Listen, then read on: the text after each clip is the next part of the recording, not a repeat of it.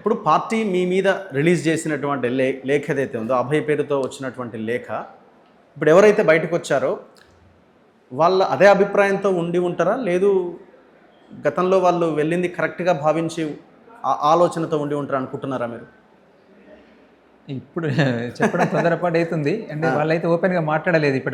మాట్లాడలేదు. వాళ్ళు ఏం మాట్లాడినప్పటికీ కూడా నేను అనుకుంటున్నటువంటిది ఏంటంటే, నాకు వాళ్ళ స్వభావాలు అన్నీ తెలిసి చాలా లాంగ్ ప్రాక్టీస్ ఉన్నది కాబట్టి అంత ఈజీగా వెనక్కి తీసుకోకపోవచ్చు అనేటువంటిది నాకు ఉంది. ఆ లెటర్ని వెనక్కి కానీ పరిస్థితి, ప్రజలు అయితే ఒప్పుకోరు.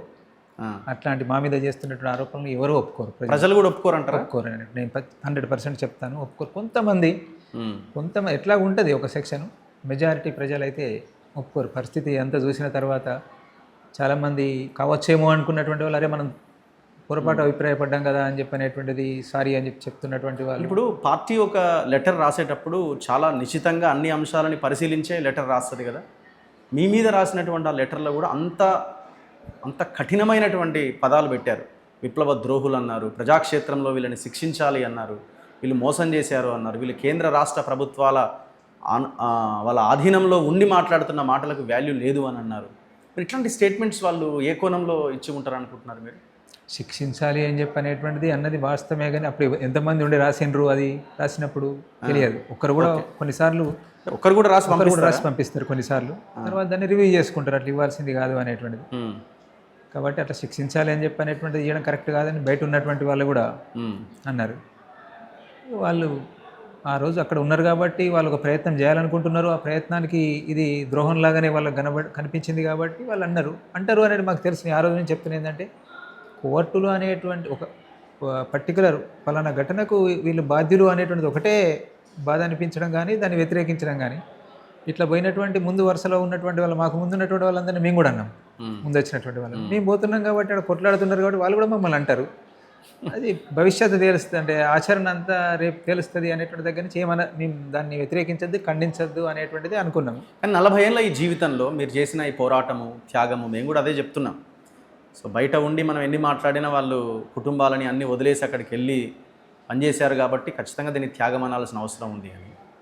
సో ఈ 40 ఏళ్ళుగా మీరు చేసినటువంటి పని ఒకే ఒక్క మాటతోటి, ఈ పదాలతోటి, లెటర్లతోటి ఒక రకంగా దీంట్లోకి వెళ్ళిపోయి ఉంటారు కదా మీరు. అట్లాంటి సిచ్యువేషన్ ఏం రాలేదా? ఒక టైప్ ఆఫ్ డిప్రెషన్ వచ్చిందా? వచ్చింది. ఎందుకంటే నిన్నటిదాకా కలిసి ఉన్నటువంటి వాళ్ళు, ఎంతో ఆత్మీయంగా ఒకరికొకరు అది ఉన్నటువంటి వాళ్ళు, వెంటనే ఇంత మన ఆచరణ అంతా తెలిసినటువంటి వాళ్ళు, అన్నీ చర్చించుకున్నాం కూడా కదా. అచానక్ ఏదో ద్రోహం అంటే ఏదో చెప్పకుండా మనం పోతున్నటువంటిది కూడా కాదు. మా జనరల్ సెక్రటరీ గైడెన్స్లో కూడా ఆ దిశలో పనిచేసినటువంటి బయటికి వాళ్ళు ఏం చెప్తున్నప్పుడు కూడా వాళ్ళకి తెలుసు, నిజం తెలుసు వాళ్ళకి. ఓకే, వాళ్ళకి నిజం తెలుసు, కరెక్టే. జనరల్ సెక్రటరీ గైడెన్స్లోనే ఆ దిశలో అడుగులు వేసినారు వీళ్ళు. అన్ని ఎప్పుడైనా చెప్తున్నాను, జనరల్ సెక్రటరీ అన్నప్పుడు అతనే గైడెన్స్ ఇచ్చి ఇట్లా అతనే కారణం అనేటువంటి నేను అనడం లేదు అస్సలే.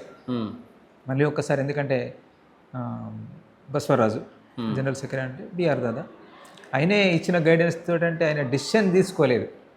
కాదంటే ఆ దిశలోనే మనం నిర్ణయం తీసుకోవాల్సిన అవసరం ఉంది అని చెప్పనేటువంటిది మమ్మల్ని గైడ్ చేసిండు. ఆ దిశలో కలిసి మేము ప్రయత్నం చేసినాం. కోర్ మీటింగ్ లాంటిది చేసుకుంటే బాగుంటుంది అనేటువంటి దానికోసం మేము ప్రయత్నం చేస్తూ ఉంటుంది. అది మీటింగ్ జరగలేదు, నిర్ణయం జరగలేదు కాబట్టి తను నిర్ణయం చేసినట్టుగా మేము చెప్పాం. కానీ ఆ మనిషి ఎట్లాగో లేడు కాబట్టి మొత్తం ఆయన మీద దోసేసారు. లేదు, మేము అందుకే ఆ పేరు మేము అస్సలే దాన్ని మేము రాజకీయంగానే ఎదుర్కొంటాం దీన్ని.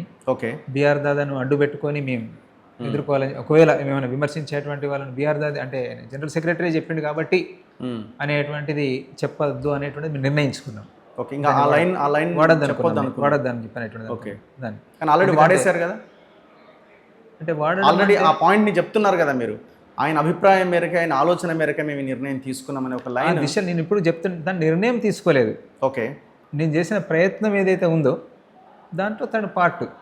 ఓకే, తన గైడెన్స్లో నేను పనిచేసిన. వాళ్ళు చెప్తున్నటువంటి ఎవరో అఫీషియల్ పొలిటీషియన్ తోటి సంబంధాలు అని చెప్పనేటువంటిది అయినా, ఇంకేదో మీడియా ఆయనతో సంబంధాలు, అందరికీ ఓపెన్. ఆయన ఎవరు అనేటువంటిది మీకు తెలుసు, అందరికీ తెలుసు. ఎవరు మాకు సహకరించినటువంటి అందరికీ తెలిసినటువంటి అతనే.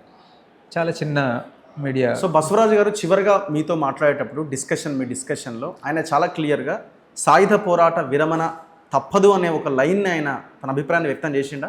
ఈయన అందుకే మళ్ళీ వాడుకోవద్దు అనేటువంటిది అన్న తర్వాత ఈ ప్రశ్న నేను జవాబు చెప్పడం ద్వారా నేను చేసింది కరెక్టే అని చెప్పని వాడుకున్నట్టయితే ఒకటిగా ఏదో తను అమరుడైన తర్వాత ఎట్లుంటే బాగుంటుంది అనేటువంటి సమీక్ష రివ్యూ చేసినారు చెప్తున్నారు కాబట్టి ఇక మేము చెప్తాం మేము చేసుకున్న నిర్ణయం కరెక్టే అని చెప్పని మేము చెప్తాం మళ్ళీ ఇక బీఆర్ దాదాని కొద్దిసేపు పెడదాం.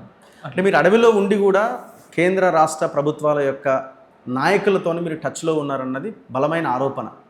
ఇప్పుడు మన మల్లోజుల గారు లొంగిపోయినప్పుడు కూడా ఫడ్నవీస్ ఉన్నాడు. ఫడ్నవీస్ ఆయన చాలా నవ్వుకుంటూ చాలా దగ్గరగా ఏదో రాజ్యాంగాన్ని పుస్తకాన్ని చేతిలో పెట్టుకొని చాలా క్లోజ్డ్గా కనిపించారు. సో ఇట్లాంటి కామెంట్స్ బాగా వినబడుతున్నాయి, ఆరోపణలు వస్తున్నాయి.